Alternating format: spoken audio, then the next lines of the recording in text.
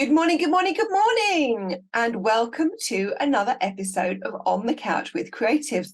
I say good morning as I'm here in the UK, but good evening or good afternoon if you're anywhere else in the world.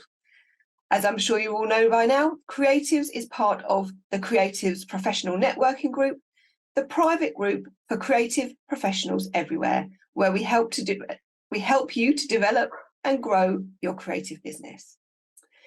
But as I say, this is On the Couch. So Julie, who do we have on the couch today? Hi to everybody, and on the couch is ISSAC HARVEY. ISSAC was born and raised in East London, here in the UK, with a disability called limb pelvic hypo aplasia, which in short means no arms and short legs. Hello, ISSAC. Thank you for joining us. Hello, and thanks for having me on the couch. Well, ISSAC is really quite a phenomenal person. Even with his disabilities, he's not stopped him from achieving such things as skiing, skydiving, tall ship sailing. I mean, how many people do that with all their limbs? And much more, obviously. And for the past 10 years, he's been using his feet to use his computer to connect with the outside world. And even more amazingly, he edits videos with his feet. So tell us, how on earth have you been able to overcome a disability that is really quite immense? Well, I mean, so it's all thanks to the people around me. My mum has always supported me in making sure that I live a normal life and always treated me like everyone else. And that's kind of embodied in me being able to overcome challenges with my disability. And just having that support network, and as I've gone through life, having friends and family also supporting the mission and not really discouraging me from doing things, and allowing me to do crazy things such as skydiving and skiing, just allowing me to be me, really. So that's definitely helped.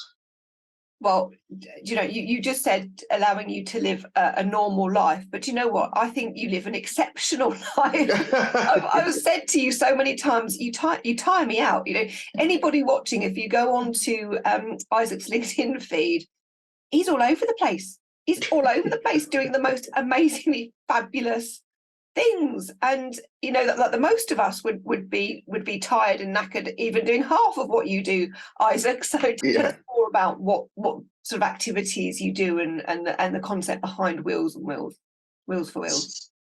Wheels and wheelchairs. That's one. So it's I'm not with it today, ISSAC. I'm not either, actually, but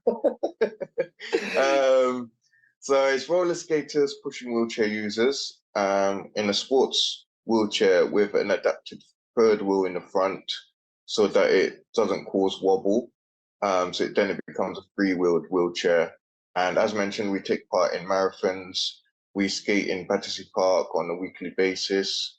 And on Sundays, when we are in London, getting to skate, it's called the Sunday Stroll.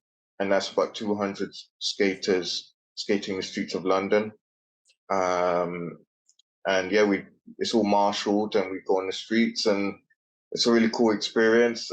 But you're a professional video editor, and it's just fascinating that people with no arms or no use of their arms can do the most amazing things with their feet. Please explain to us how you trained yourself to use a computer with your feet. So it started off by me actually being a gamer. So I love PlayStation, and I remember going to my friend's house where he had a PlayStation 1, and I wanted to play with him, and I kind of just put my feet in a weird position, and it was kind of difficult to get used to. And then I kept going around to his place, and then I started playing more of it, and then I ended up buying my own console. And I would say I was one of those gamers who was pretty addicted to games back then. And I started using my feet with a normal controller. And then from that, I play a lot of driving games and things. And then when I was given my first electric wheelchair to test out. They brought it in the house, and because I kind of been using my feet for that, I drove it around the whole house without crashing into anything. And the people were so surprised. They're like, "Oh, how did you do that?" And I was like, "Oh, well, that's thanks to the gaming." And then that transferred on to using a computer, where just where I'm lying down now, the laptop with my feet, and I'm able to do emails, LinkedIn posts, and be able to talk to you both. But how do you have a special keyboard, like a bigger keyboard? Because toes are bigger than fingers, really. So no more laptop keys. I was offered Dragon software, so I could use it all through my voice, but I always found myself to be quicker with my feet.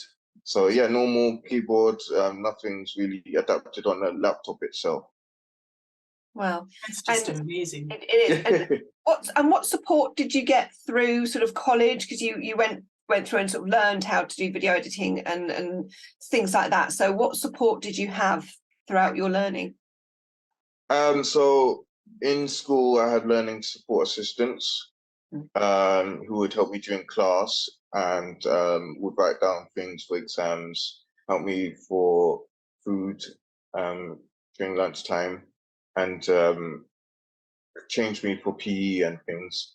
But actually, when it came to the video editing, so as much as most of the learning support assistants were great, not all of them were good on the computer, and I did A-level media, so teaching them how to use a computer to then teach them how to edit a video would have really messed my grades up, basically, because they had Macs, and when in school I was in my wheelchair, so I couldn't lie down and use the computers in school. I think they could have sorted it out if I wanted to, but it was getting a bit complicated. So the school actually looked for software that I could use on my PC, which is how I ended up using Premiere Pro. But it was a software they had never used because they'd been using Final Cut on their Macs. So I had to self-teach myself the whole of Premiere Pro via YouTube to get myself a pretty good grade. And then that's how I've kind of carried on learning by self-teaching myself the software. So yes, Premiere Pro is all self-taught. Oh, and also I got a little support from a family friend who had been a video editor. So mixed between those two, I kind of been learning independently. Wow, that's YouTube's great, isn't it? Oh, it's amazing. You can learn what you want. Oh, I love YouTube tutorials. So what kind of videos do you edit? What kind of projects do you work on? So when I left school, I was like, I don't really want to do the 9 to 5. I want to do my own thing.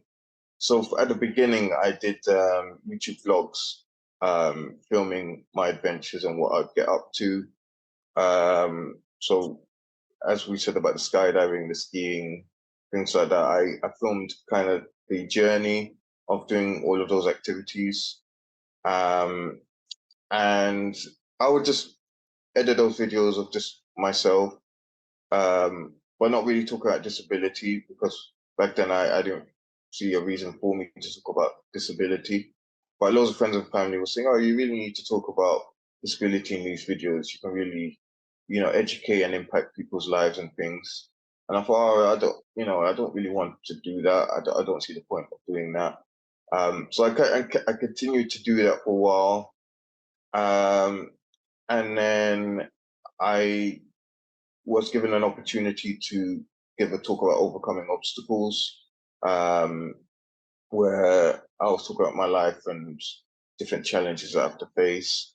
And I remember this very clearly. A woman came up to me afterwards, who wasn't a friend or family member, and she said, I get loads of pains in my legs, but after hearing, and I complain a lot about it, but after hearing your story, I have a different perception of life. And then I was like the person, I was like, oh, actually, maybe I am making an impact on talking about disability, and how it could be really educational for people. So I started implementing that into the videos, and I was editing that, did a couple of spoken words. I made a really good one called Disability, a spoken word about disability. And I was really being quite creative with that. And I did it not because of the views or engagement, I just did it because I love making videos. And then unfortunately, I let the engagement get to me in the end. And I was like, I'm doing all this time working on videos, but I'm not getting any views and stuff like that. So I kind of drifted away from YouTube and started doing more freelance stuff for people.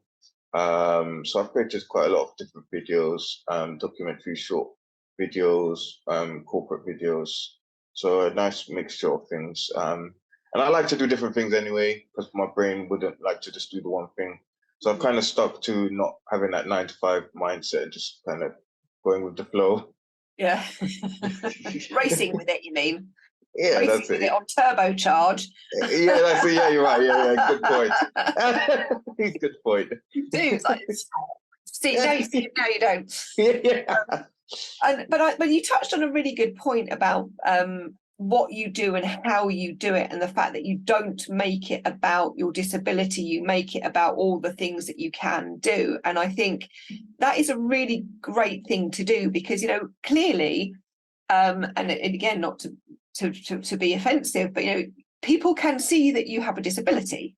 You know, it's quite, your disability is quite visual. People know that you've got a disability. So why would you have to tell people you have a disability? You know, people can see that. So the fact that you focus on the really positives and tell your story about all the things that you have been able to do that are positive, that's what makes it impact. Because people, as you say, people who might have something wrong and go and have a moan, and they'll see the wonderful things that you're doing, not just in your business, but as a campaigner for people with disabilities as well. You think, God, you know, if he can do it, why am I sitting here on my backside complaining that I've got a pain in my left toe?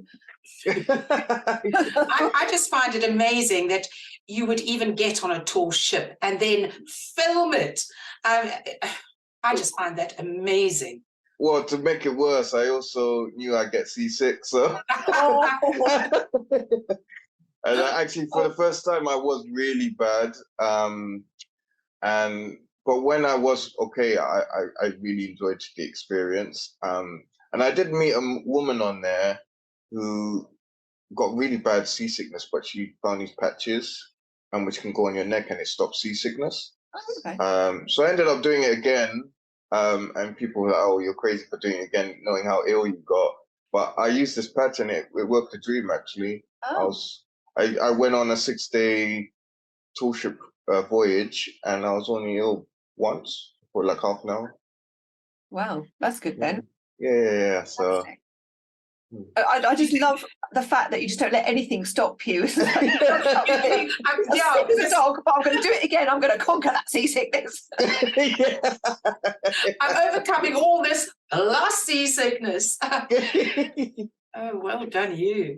So you've obviously built up a client base over the last few years. Yeah, I mean, beyond that, I mean, collaboration. So we mentioned briefly about Kat. So she's also a disability advocate, who we first got involved with each other in London Fashion Week. Well, actually, no, it was through adaptive fashion brand called Unhidden, and she opened up a store in London, and I met Kat there. Didn't talk to her, but I talked to her husband, and then she invited me to this fashion network, and we started talking, and she was willing to create me an outfit for London Fashion Week in February, and she created me these awesome pajama-looking clothes, which totally rocked Fashion Week, and everyone loved it with the pictures and things. Oh, brilliant. And we continued to collaborate with each other, and then we did it again in September. Probably saw like a really cool purple outfit, inspired by Trinidad and Tobago, and all adaptive features to the clothing. And yeah, we really get along, and every time we're in London, we have whenever we're together, we have such a huge laugh, and it's always great fun. And then so I went up to Durham, and we went to a place called Beamish. So it's a living museum, and we created a video there, and it ended up turning into like an accessibility video showing like what they're doing to make it inclusive for all disabilities. So we just created that video. I had a lot of fun making it, and I put it out, and it got like a really good reception on it.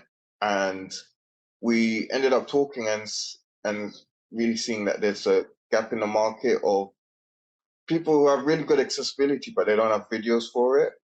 So we thought we'd come together, and we created a company called Seated Perspectives, where we're gonna have companies either approach us or we go to companies who are doing really good when it comes to accessibility and create videos for them. So that's a new adventure for 2023, and it's quite exciting. Yeah, I'd love that. I mean, I saw your post with you and Catherine, and that you said, you know, it'd be great to sort of go around the country, you two, because I think you'd be awesome to watch. That's why we didn't have you on the couch together, because this would have gone on for hours. Yes, yes. Hours. We're going to have her separately, and I can't wait. But you know, you going around the country, looking at places and their accessibility, and I'm hoping that Resource Productions are going to get in touch with you, because I know that Dom, our friend Dom, picked it up. So I think that would make a really good TV series. You could do a definite sort of 6-parter, traveling around and having adventures around the UK, accessibility adventures. You know, I would love to see that on the screen, and I think Resource Productions would definitely be the ones to get you there. No, it would be, I'm up for anything like that. And of course, as long as we're having fun, that's the main thing. Oh yeah, I don't think you'd not have fun, Isaac. Now, really. Yeah. Do you have a website and a YouTube channel, or both, where people can click on to where you've showcased your work and they can see what you do? So I do have a YouTube channel. It's called I Need a Cool Name. So no spaces. I was going across the screen. Yeah. And but I haven't uploaded I was just looking at the channel the other day. I haven't uploaded it for 3 years now. So I want to. So I think Seated Perspectives will have a YouTube channel soon, and that'll be official, where we're going to be uploading our collaborative videos. And I'm trying to look for a new platform where I'm going to showcase more videos, because I want to do more behind the scenes stuff, show the real life of people with disabilities. I mean, I do write honest and open stories, but I would like to show that in video form. So that might be primarily on LinkedIn, or I might find another platform. But What about TikTok? Well, no, I don't. I won't be joining TikTok. A quick story about TikTok. I did have a TikTok a couple of years ago, and there was this challenge on people on YouTube were doing this challenge on how many followers you could get in 24 hours. So I thought, yeah, I'll do that, and I made really cringy, awful videos for 24 hours. I paid about 10, and I gained 9,000 followers in 24 hours on there. But I ended up deleting it, because I was like, I don't want the internet to know these videos of me. So I was going to say, oh, where can we see them? Cringy videos, where can we see? I still got them on my hard drive, but I don't think they're going to see the light of day again. So yeah. Oh, boo. Oh, we definitely need to connect you to Dom at Resource Productions, because Melanie's right. To do an on-the-road travel series with you would be absolutely amazing. Yeah, you and Catherine, I think, yeah, I can see it. I can see it in my head already. We'll get Melanie to produce it. Yeah, I'll come and produce it. I'll come on board your team and get that done. Absolutely, that'd be in my element. I'd love it. Well, that'd be awesome. Yeah. Yeah, Yeah, that'd be cool. I'm excited now. I was like, right, that's it. We're on a roll. We're on a project rock. Yeah, absolute project. Look, if the hairy bikers can do it and those fat women can do it, you can do it. Because actually, because next year is going to be quite a lot of things. So we've got to try and pace ourselves. As we're saying, like weeks are merging into each other.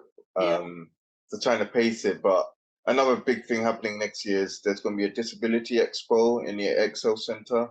That I'm helping out with the production of that, like promotional material and videos. So it's quite exciting. But I know it's going to take me a lot of my time to do it properly, because whenever I'm stuck into something, I like to do it properly. Also the same with, like, this year I did as part of an organized team on a disability festival. So all good things, but it does take its time, and I don't want to overdo myself like I did this year. Yes. Absolutely. But no, we'll talk. You, me, Catherine, we'll talk. We'll talk. Yeah, let's do that. Let's do that. Not for maybe 2023, but maybe 24, 25, because I think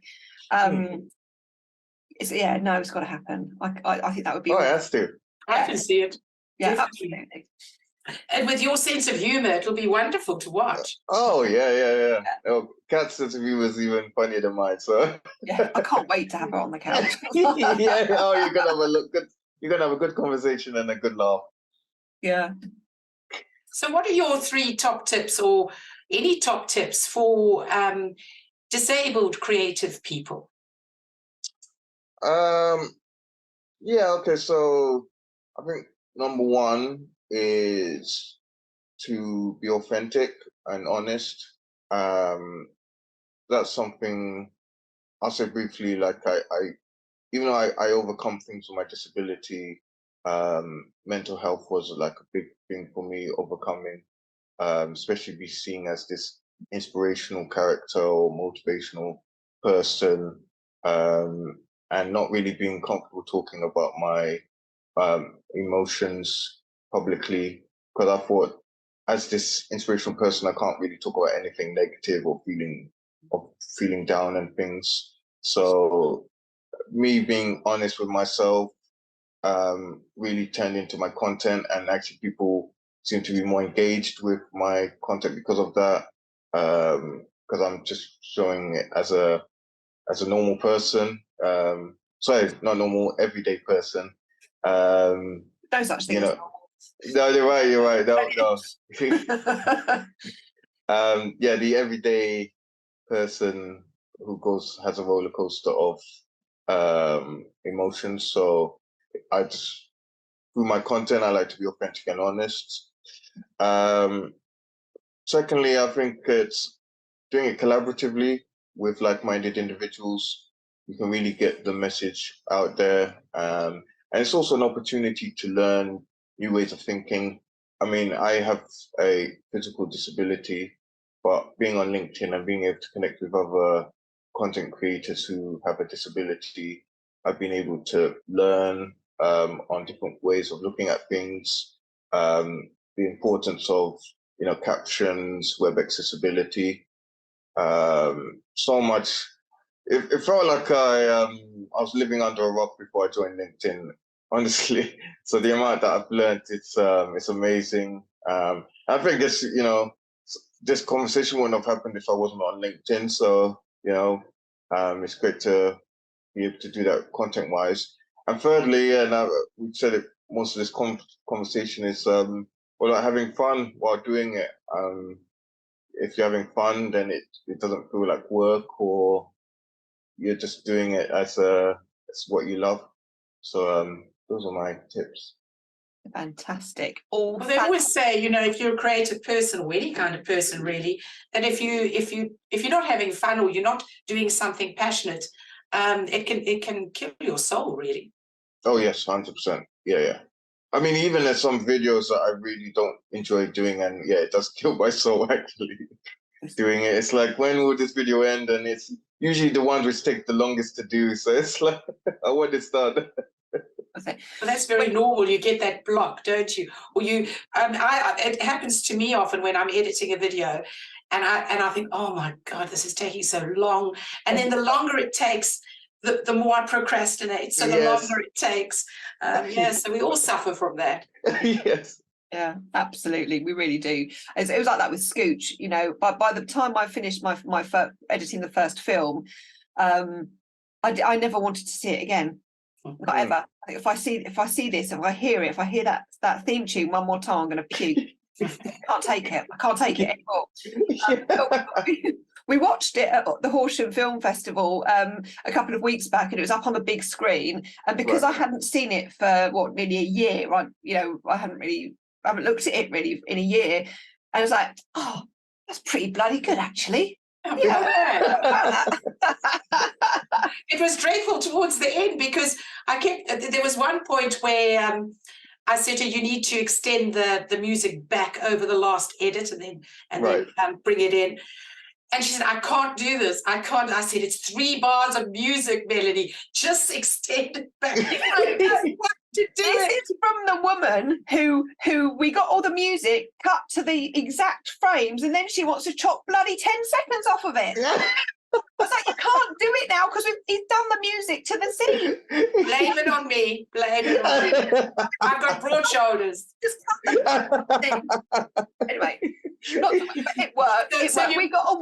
We got awards. We won awards. That's the main thing. That's the main thing. So you might think twice about collaborating on a production with Melanie in the future. Oh, God. Rubbish. But the one thing about collaboration and getting a team around you, skilled and creative and passionate about what they're doing, is that you do bolster each other up and you do complement each other. And we find that I've known Melanie for years as a friend.